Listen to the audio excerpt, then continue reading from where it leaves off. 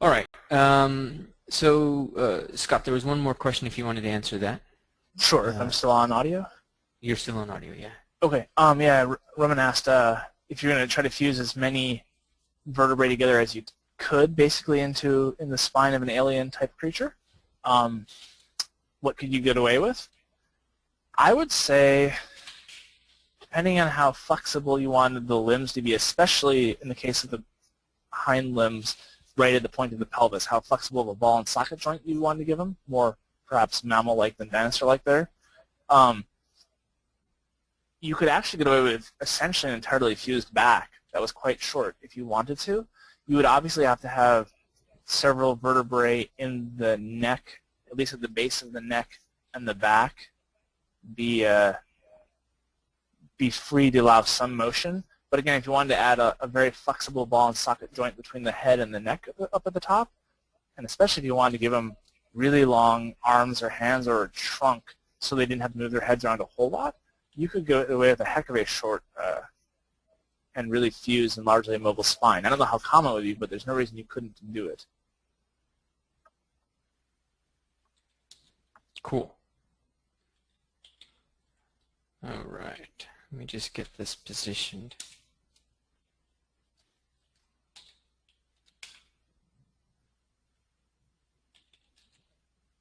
It's a little on the long.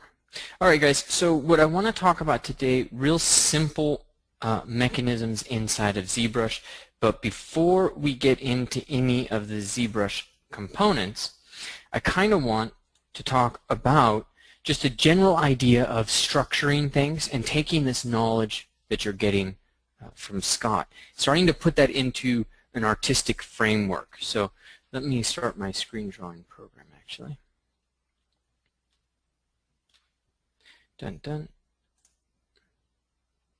Okay, so everything when we work as artists is going to be broken up into proportions and really simple guidelines. For example, Ray's class is artistic anatomy class is going on right now, and he breaks things into mnemonic devices and little conceptual games of 4-on-4 and things like that.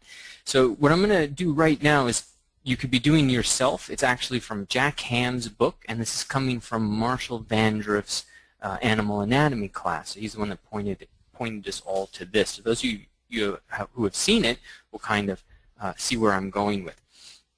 But I'm going to walk you through and narrate what Jack does on page 56. Okay, so he does all of what I'm going to do, but he doesn't necessarily do it in the exact same order. But the first thing that we do, if we're going to say draw a horse head, is we're going to say, all right, the standard head is somewhere around 45 degrees. If it's completely in normal, neutral position, it's going to be at about a 45-degree angle. So let's undo that and then just draw a 45-degree angle or something about that. Okay, so that's going to be the first line that we draw. We always have to draw some line to begin with. Now the next line that I draw, which is a little different than Jack, is I'm just going to draw some line that's going to represent the snout, or the end of it. And then I'm going to terminate that somewhere. All arbitrary here. Okay, I'm just terminating it somewhere. And then Jack has rules where basically a workhorse, or let's say a riding horse, are going to have different proportions in terms of how the front muzzle of the length of this, or you'd call it the depth of it, how that's going to match up with whatever's happening in the depth of the back. All right. So if it's more of a riding horse, then you're going to get a little bit more of a taper. Okay. If it's more of a workhorse, then you're going to get a little bit square. Let's just say this is a 2-to-1. All right, so we would then take this and then transfer this twice and then start. That's a little bit beefier of a head. Or we can invert that and we can say make it less than that, or I'm sorry, more than that. And you see now things start to change. Okay. So real simple proportions that we work with, and then the next thing that he does is he finds the next halfway point, roughly. Right? So let me switch over to green. So he's going to find a halfway point that's going to represent the jaw. Okay, he's going to pull upwards, find the halfway point for the eye, all right, and then start to establish the structure or the muzzle of the mouth. So he's got this little device that he draws, which is kind of this slanted cube that's then intersecting the muzzle of the mouth, and then the lips. Okay, so what this does, if I do it all in green, is this gives us a really simple Bob Ross style how to draw a horse head in 30 seconds or less. And it looks, if you're a professional, you're looking at this, you're thinking, okay, that's kind of a cheap way to do things. But this is essential because everybody does this. So that's the beauty of Jack's book, is he breaks this all down into really simple codified systems that really help you then start to apply it and create something that is reproducible and looks good. So now if you understand this principle of what's the front proportion versus the back proportion, then now suddenly you're able to get in and start to adjust and change and start to design on the fly. Oh, wrong key. So now I don't need that anymore. I just know, I want this kind of shovel head, and I'm going to have a really big jaw there, and I'm going to have a little bit there. And let's come in and give the nuzzle. Okay, and then this is definitely a different type of creature, different type of animal. But that's what we're talking about as we go through this, is ways to take the detailed scientific knowledge and the artistic breakdowns that Scott is giving you and starting to put those into immediately applicable systems that will allow us to create and design very quickly. Okay, and that's the key point here. I had a workshop with Brian Wade just a little while ago, and we were talking about how knowing anatomy helps you create things a lot quicker. If you don't know anatomy, you can still do things, but it takes longer to quote-unquote find it.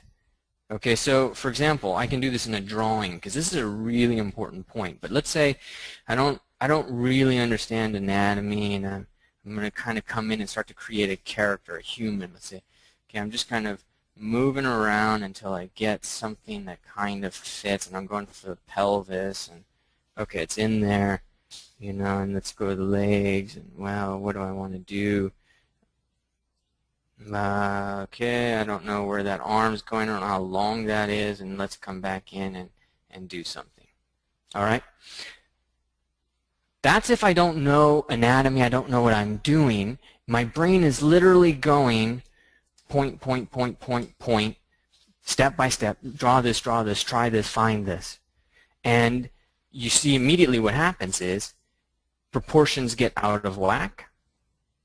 All right? And then you might have the correct line somewhere in here, but you've got all this extra stuff too. So learning anatomy is one part of the process, and that's what I was talking to Brian about, is, yeah, learning anatomy is important, but it is the codifying of anatomy that is paramount, essential to the way you work as an artist.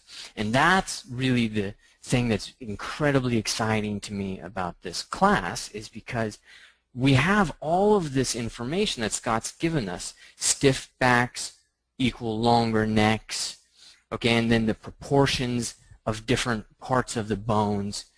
All of these rules that we can start to put into our mind, the idea that in terms of the back legs, we're going to have the knees kind of point outwards, the ankles point inwards, and then the toes kind of come out and do, you know, this little bit, right? So that's the back. So, and then if we look at the shoulder,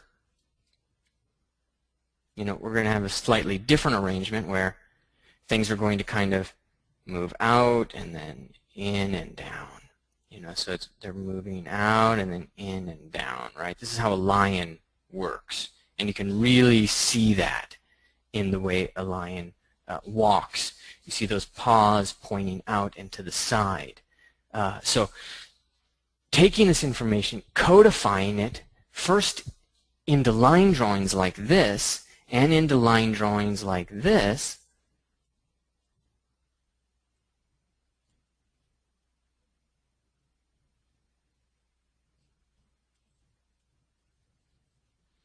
is a really important step for us. Okay, and it's the primary step. And then what we can do is, once we have this idea that, okay, well, that's a cube that's then hooked up to this, you know, this rotating spiral, you know, but this is pretty straight up and down. Then these are forms that we as sculptors can take and start to replicate immediately inside of ZBrush, inside of with clay, with any program. You can start to do this, and you start to do it really quickly. So keep this idea of lines in mind. Let me check in with you guys. Everybody hear me okay? Am I losing my audio at all? You can see my screen drawings.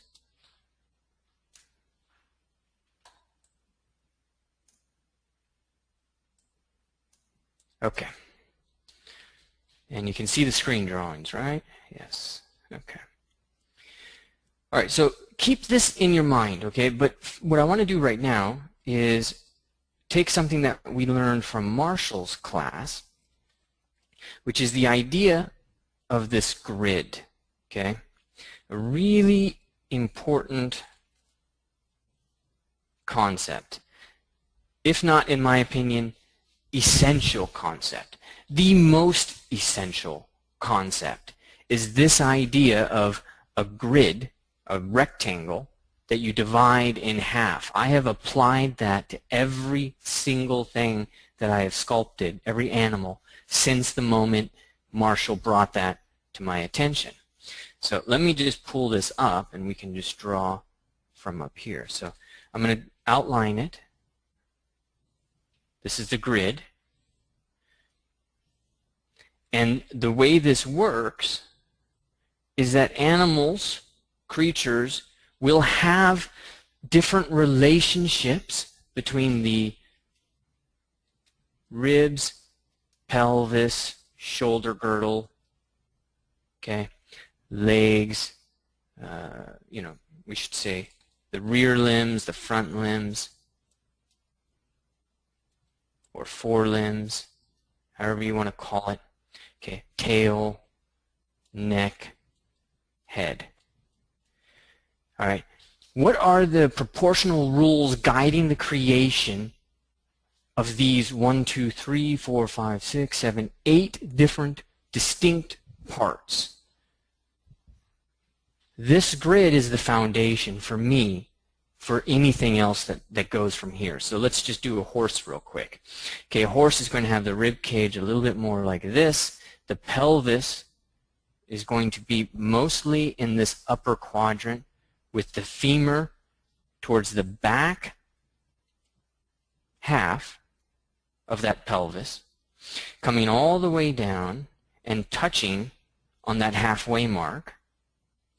Okay, the tibia picking that up, coming down, and then the metatarsal and the phalange. All right, and then we do the same with the shoulder. So then we have the shoulder, not quite there. We have the shoulder somewhere around here. We have the humerus. We have the ulna and the radius below this. We have the carpal mass, and we have phalanges.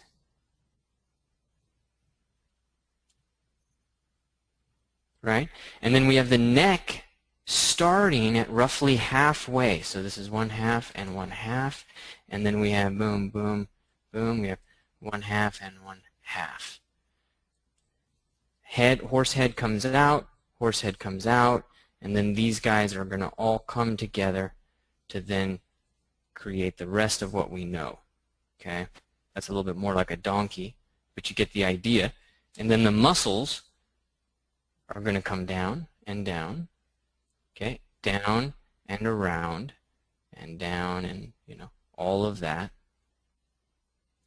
But this is the foundation of everything that we're trying to do.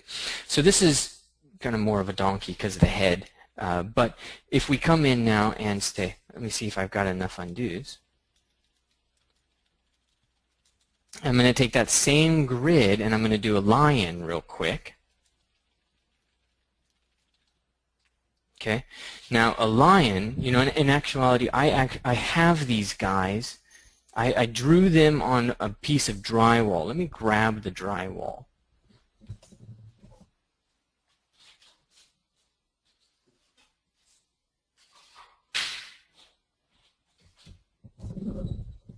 I made my own little plaque with them. So now, in terms of a lion, we're going to get, kind of, let's do this in white. We're going to get this rib cage hanging out about here with a little bit left off to the side, maybe about 1/3. Then the pelvic bone isn't going to actually start until outside of that grid. And that pelvic bone is going to go pretty much halfway. Okay? Let's go about right there. Yeah. So about halfway, and then we get the femur again starting behind that halfway of the pelvis. Okay, and then again the femur is going to come down roughly to this halfway point. We're going to have a longer tibia, and then we're going to have that calcaneum and the tarsals and phalanges from there. Okay, we're also going to then have, say, the scapula a little bit higher up here. Okay, and we're definitely going to have that humerus at about the halfway mark. We're coming down. It's got a really cool shape. It comes in and down. It's a really beautiful shape. And then we've got the ulna on the other side of this. Again, match these guys up. All right, and then boom, and then we're getting the foot. Okay. Now in a lion, the vertebrae are going to be a little bit more closer to that halfway point. And so if we were to say do the profile with a lion, you're going to have a little bit of a lint, pull that down. Let's come in and let's say make the halfway. It's probably about right there, I think. Yeah.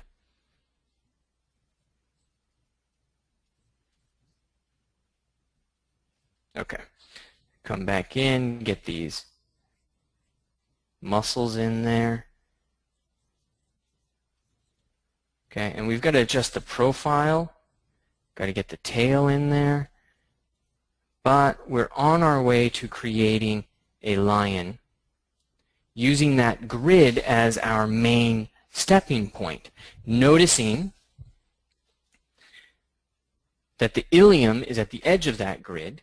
Noticing that the humerus is halfway for this upper quadrant. Noticing that the femur comes down and touches base right there at the halfway point.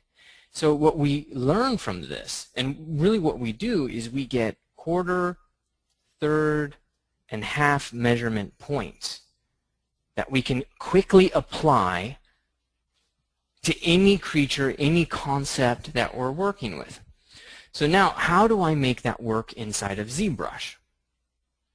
I'm going to set myself up to do things inside of ZBrush, but are there any questions about this so far?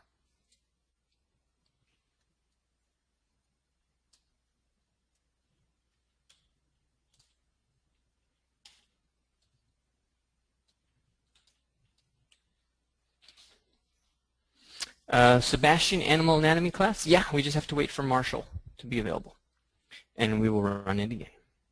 Okay, so what I'm going to do now is pick this grid, Okay, again, this is my grid mark. Oops. And there's something to note. I think it's in document or it's in draw. It's draw. My grid size is set to 2. That gives me more larger grids basically. Because if I set that back down to 1, it's just too small. So I set it to 2 to make my life easier. Perspective is off. I'm going to scale the Z-sphere, and I'm going to move it up. Okay, and this is going to be the spine, roughly the spine. So I'm going to use the Z-sphere because it's a really simple tool to create the skeleton. There's no simpler tool. You could use curved tubes. It might be easier for you because you're not familiar with Z-spheres, but if you're familiar with Z-spheres, there is literally no easier tool. It is the way to go. All right, and what I'm going to do is be using a T-Rex from Sculpt. Let me show you. I'm going to be using this T-Rex here, and we're going to just quickly build a skeleton for it. And notice, or remember, I'm still going to use the grid. And the grid is front, right there at the shoulder girdle, to the top of the spine. Okay? Those are the first lines I draw. Then I just turn it into a box. So next one is down to where the feet are. And then cap it, and you know what? It's pretty remarkable. From shoulder to the end of the pelvis, from the ilium to roughly where it's going to be touching ground, roughly, that's a variable. It's pretty much a square. All right, and then on top of that, if we divide this in half, holy crap, look at that pelvis. Okay, just like Scott was saying, the depth of it with the tail, that's huge. You didn't see that in a horse. In a horse, it was just this little tiny thing up here in the corner. And that was, that was about it. There wasn't too much more to it. But that's at least 2.5 times the depth of a horse pelvis. A lot more. So we'll use that. All right? And this, I have a separate piece of paper where I've actually printed and I've drawn the grid on top of it. And so I'll be using that, and I'd recommend you do the same thing. But then keep in mind that that head is also roughly one of these half units. Okay, so any way that you get these half units makes life so much easier because you just get that for free. So let's do this real quick.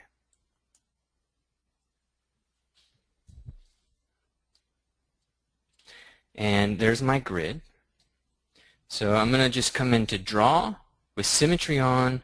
I'm going to draw out another Z-sphere, come to the back, draw out another Z-sphere, and you might want to just draw a couple more just so you get them. Okay, then we're going to switch to move, and I'm going to position this roughly where I think the spine is hitting that grid, which is in that upper quadrant. Okay, we'll get the little bit of the curve of that spine there, and then let's position this roughly where the other side of that tail is, which is still going to be roughly, it's still going to be pretty healthy up there. Okay, boom, boom, boom, done. That's my spine. Now I'm probably going to move this back into roughly where I want the humerus, or not, sorry, the femur to come out of. And if you look at the drawing, the femur is coming roughly out of the halfway point of that quadrant. Okay, both sides, you draw the hip. Both sides, you draw the ankle. Switch to move. Make sure your draw size is low. And now you can literally just plant that. Okay, and then you go to draw and you say, well, let's insert the femur. Let's insert, the ankle. Let's insert where the metatarsal switches over to the phalange. we're going to go move, boom, boom, okay, da-do, and da-do. Okay, now there's going to be more work involved, but that's roughly the start. Draw, move, where's that neck? So the neck is coming up and the spine crosses about halfway, and then again the head down here. Alright, now this is a lot of information you guys are getting in the class, 2.5 hours, and that's gonna affect you, especially when I'm presenting ZBrush stuff. So make sure that you get the recording. Okay, I'm just going to throw that in there, and then I'm going to throw this in so I can pull out the scapula and then get myself into where the arm should start. And then draw, and I'm going to. This is the shoulder. This is going to be the elbow. It's going to be the wrist.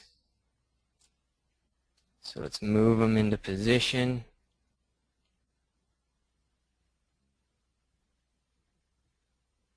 Okay. And they're quite big. So just go scale, press Alt, click these linking spheres, and you can scale that down, and you can progressively scale that down. Same thing here, Alt, linking sphere, and progressively scale that down.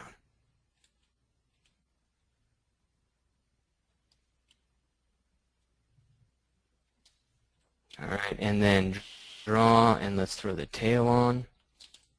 And one thing that I noticed in this drawing of Scott's is if you take roughly this distance, which is 3 units, you get another 3 units for the tail. Okay, that's a rough estimate, but those are the kinds of things that I always look for.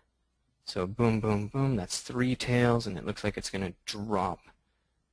Okay, but I'm going to put a couple of curves, so one curve going down, one curve going up, and another one for a nice arc.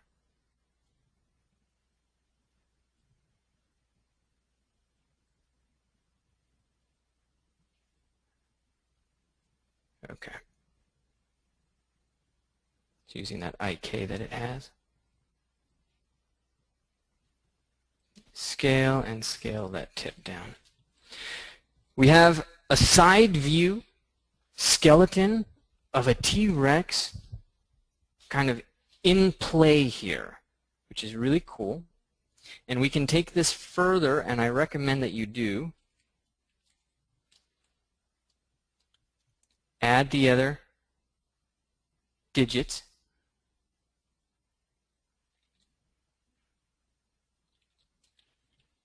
Move. Okay, move, and then you got to move that back in. Don't be afraid to scale.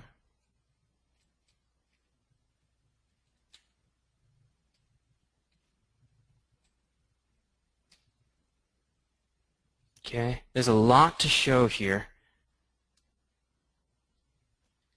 Okay, these phalanges are going to have a couple of different options. Boom, boom, boom, boom. I'm going to put this down and out and down and down and out and down and down. Okay, and of course, make it sit. There's no perspective.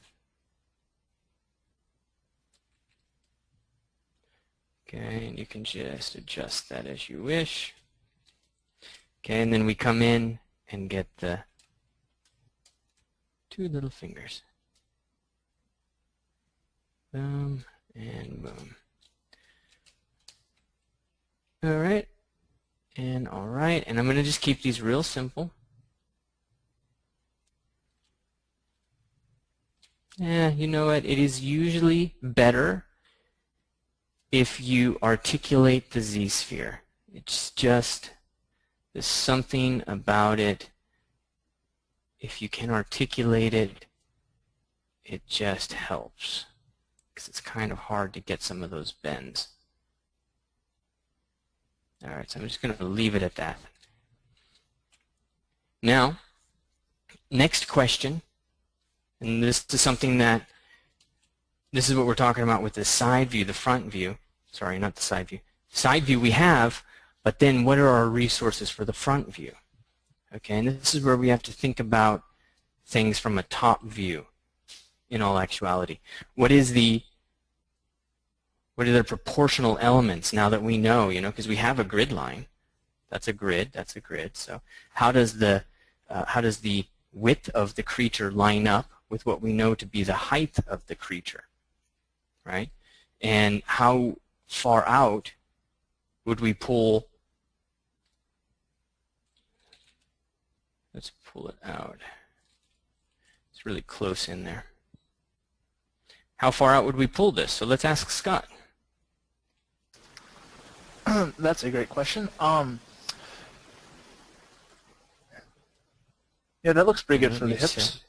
Maybe even a little much for the femur, but a good starting place for the rest of the legs. Okay. And then the shoulders? The part of the shoulder where the arm is, yeah, that's going to be about right there. Okay. Maybe even a little broader.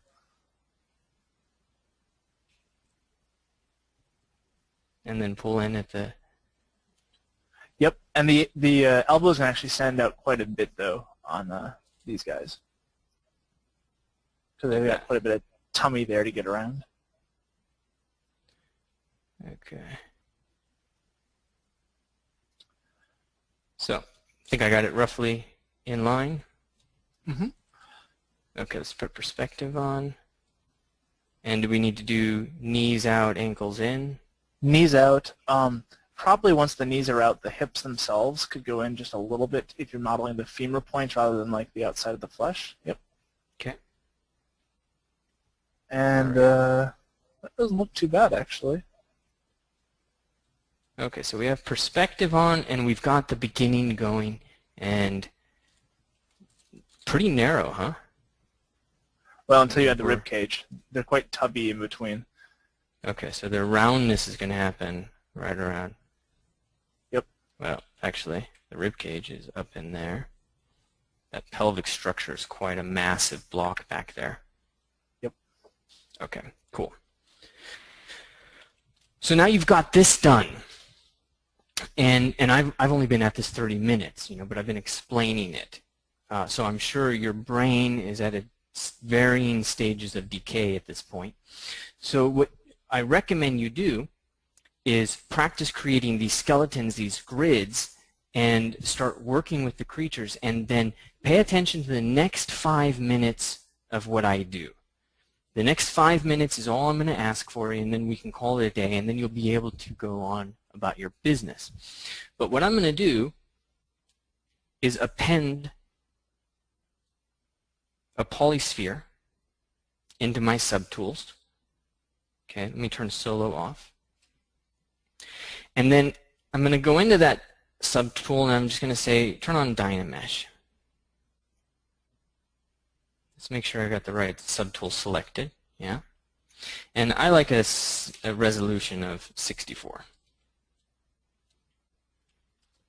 So there you go. That's a Dynameshed model. Okay. And now what we're going to do is a series of insert sphere and move brush activity. So what I'm going to present to you is what I call, it's a maquette sculpting process.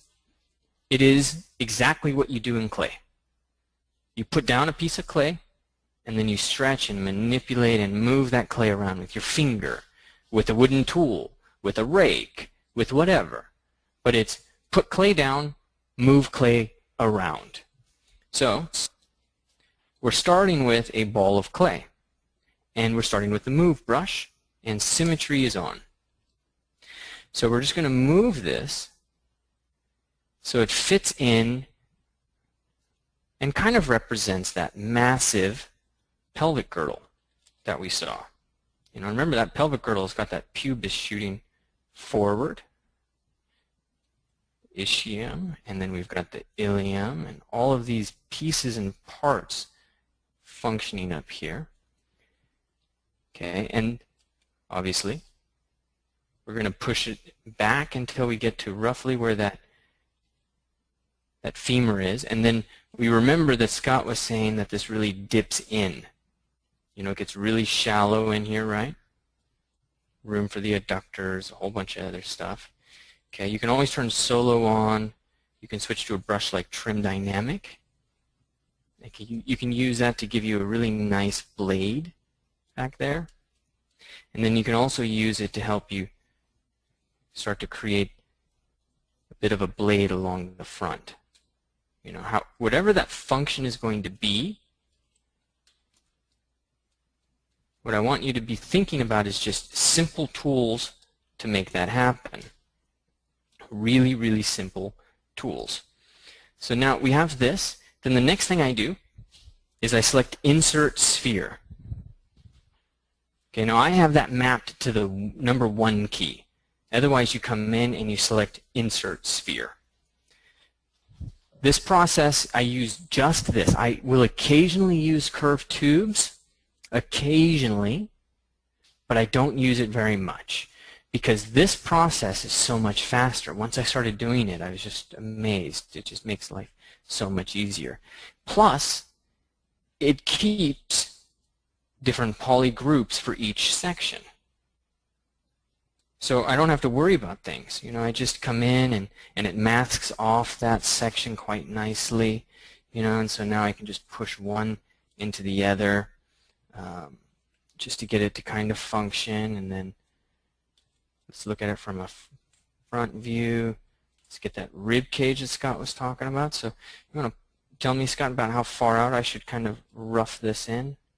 Of course, it's honestly the widest point is probably going to be almost a whole unit across. They're really tubby in top view.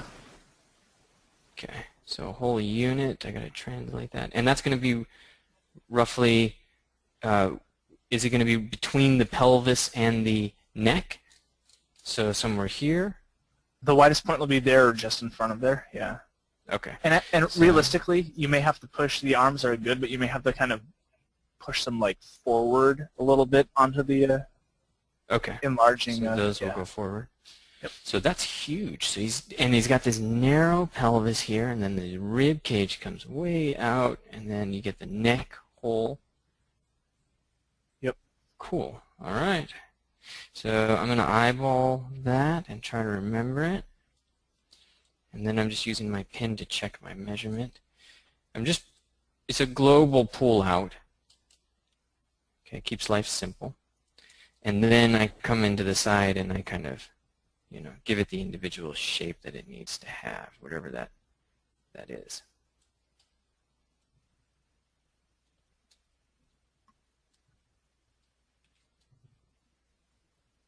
Okay. There's going to be all kinds of like little bumps and things like that to be considering, but, you know, there's no reason to get caught up on all that stuff at the beginning. What's really important is to have, you know, the basic stuff established. Let's get rid of the floor. Okay. So am I still accurate, or how should I adjust from the front view? Just drop this down a little bit. That is not too bad, actually, for at least for the stage you're at right now. Okay. Let's drop it down just a touch. So then again, it's insert sphere. And then you would do something like insert a sphere. You can use the transpose line to flatten it if you want. Okay, it's just move, drag out your action line, grab that red dot and move back in. You don't have to, because move will do it. Then you just select move and you pull, okay, ilium, okay, pull back, get these muscles. Okay, real simple shapes. You know, you could do individual muscles if you wanted to, but really I'm just doing all the muscles of the upper leg grouped in there. I might do adductors separately. Okay, it's up to you how you want to really make that work. And then pull down a little because, of course, those upper leg muscles have to cross that joint, right? That's what we learn in artistic anatomy is muscles cross joints. And then that's how they affect things. Yeah, thanks. And that's what you're going to have to be pulling. So pull that in. Okay, same thing, insert sphere, move brush. Okay, that gas rock. Okay, really smooth it out. I'm moving faster, so let me know if the audio cuts out. Do we want to put a little, I don't know, this would be on a horse. I don't know if this would be here or not, but do we want to put? You want a big drumstick up by the knee? Yeah. Up by the knee, okay. So let's pull this in, and I'm going to go to move, control, click, and drag.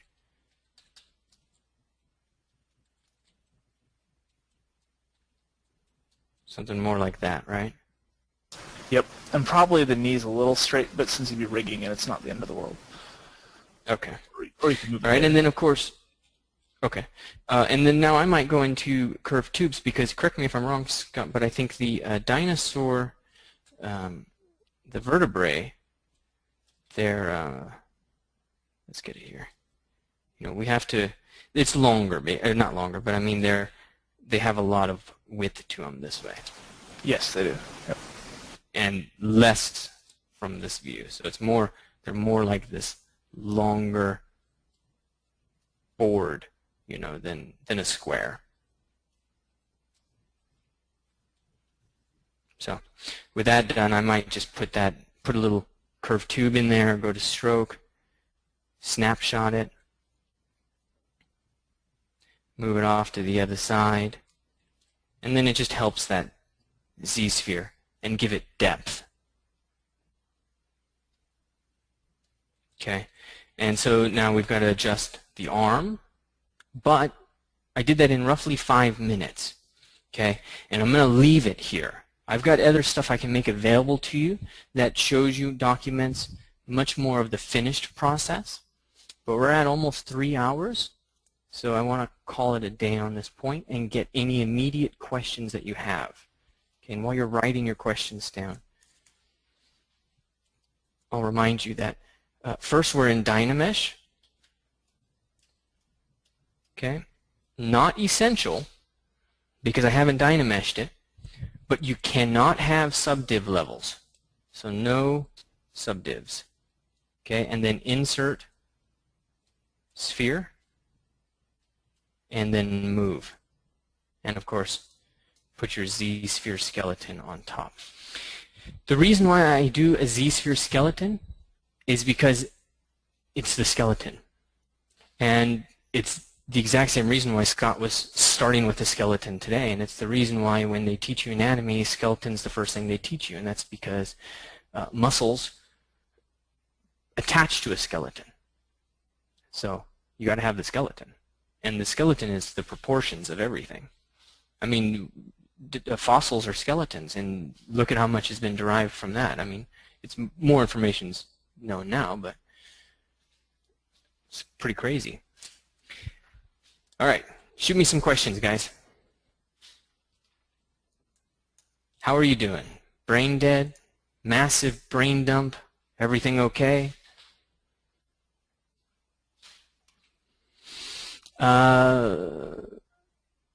Hendrik, don't tell anybody I'm not even going to mention the name. That's my secret. It's magic.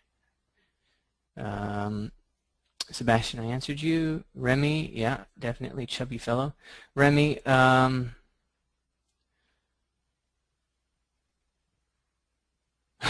not going to talk about that. Remy's, Scott, you saw it. Remy wants to basically, I think he wants to pimp you out. Is what we're working on. I'll definitely get him my number. Okay, good.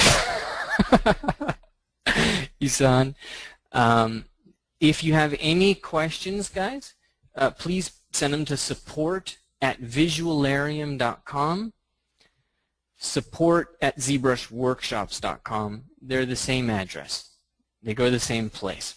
But make sure it's a support email. If you send an email to me or you reply to one of the emails that I send you, those are separate emails because of the way the system works, and it'll take me a day or two to get. It'll take me 2 days plus to get back to that because that's a lot of emails that I don't go through every day. Dinosaur Brain Dead. Amazing class. Thanks, Amber. Brooke, good. Okay, you're great. Okay, the assignment. Scott, do you want to talk about an assignment from your perspective? I think the big thing would be to start designing. It doesn't have to be a dinosaur, but to start trying to come up with your own creature. It certainly can be a dinosaur if you wish. It could be an alien. It could be even trying to create your own improved upon version, perhaps, of a general design you've seen in some other, illustration or movie or what have you. But and again, it could be pencil. It certainly could be in ZBrush by building a skeleton out like this and starting to add to it. That would be great for the ZBrush users in particular. But to go ahead and start at least trying to come up with your own design to work on for sculpting on future weeks, I think. Cool. All right, so your own design, ZBrush or pencil or Photoshop. You want to go back, in case all the information I gave you took you away. You want to go back to what Scott was talking about with shorter and stiffer spines, longer necks. Start cutting and pasting these concepts, together. And that's, correct me if I'm wrong, Scott, but that's what you really want people to make sure that they understand the relativeness of all of this, like shorter, stiffer spines, longer necks, and then how these things comparatively kind of line up. Exactly, and it's starting to apply the different things that are outlined now, so that they'll be reinforced. So that when you design an animal, it becomes holistic. I don't want understanding that to get in the way of the design. What I want it to become is like a way of thinking about your designs to add some underlying function to them, so that when you're designing, they'll just naturally come out more realistic. Cool. And next week I can do something like this on the fly inside of ZBrush, not the T-Rex. And I'll also try to get some content for you this week that's new and on the fly for you guys as well. But the last thing I'd like to make sure you understand is don't worry about these being pretty. Okay. When I do analytical drawings like this, I am no Gottfried Bams. I don't create beautiful line drawings that figure this stuff out. My first drawings you will never see, ever. I burn them. I have not a shredder, but an incinerator right next to my easel. So, we're talking about just kind of, I don't know, let's say, how's this going to work out? Okay, so we're going to have that, and then maybe this really tiny spine dipping down, and, I don't know exactly where it's going to go. And I like that Tara Whitlatch spine, okay, thing. And so then come in and start to just see what you can kind of come up with. I see what kind of works, remembering certain premises in ways, things that Scott's been talking about. Just come up with really rough drawings. And then start to build it and flesh it and do a drawing over top of that, make it prettier and nicer. That's my thought. So. Yeah, I totally agree. My first sketches are generally thrown out too. Yeah. All right, guys. So, Scott, I can't thank you enough. That was a ton of awesome information, and I do think we should have gone with 10 weeks. So, a lot of great stuff. Email us, guys, and we'll see you next class. And then in the next class, we can talk about what are the feedback situations. So how are you picking Scott's brain further? When are we doing these kind of crit sessions and review sessions? Do you have anything else to add, Scott? Nope, not really. I'll definitely try to keep an eye on, ideas that are submitted on the forums and stuff if I can help out that way. But otherwise, I'll be preparing for next week. All right, give us today, guys, to get this recorded and up. For those of you who know the process, we usually get it up by early evening. We'll start the transcode now, and then it just has to get uploaded. Thanks, guys.